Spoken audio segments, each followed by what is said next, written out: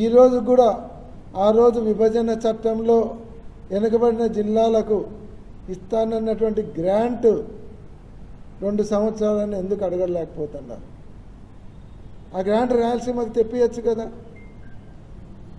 అడగరు. అదే అమరావతికి అయితే వేల కోట్ల అప్పులు అడుగుతారు.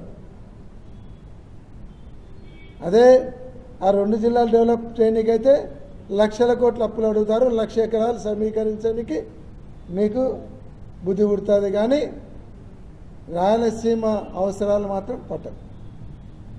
ఈరోజు మీకు ఏమన్నా శిష్యవాత్సలు ఉండనియండి, మేము వద్దనం, కానీ రాయలసీమ ప్రాంతము అవసరాలను మీరు పరంగా పెట్టి ఈరోజు రాజకీయం చేస్తామంటే ఒప్పుకునేటువంటి పరిస్థితి లేదు. ఎందుకంటే ఆ రోజు పోతిరెడ్డిపాడు కట్టింది 101 టీఎంసీలతో. దానికి ఏ సంవత్సరం కూడా 101 టీఎంసీ వాడుకోలేకపోతున్నాం శ్రీశైలంలో. ఎందుకంటే తెలంగాణ వాళ్ళు నీళ్ళను వదిలిపెడుతున్నారు.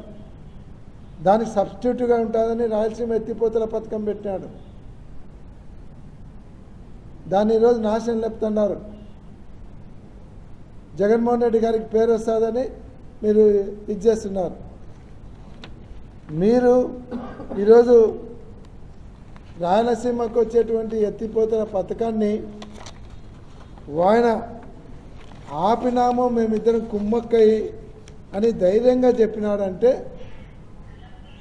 ఏమనుకోవాలి? అంటే ఇట్లా చెప్పడం వల్ల మాకు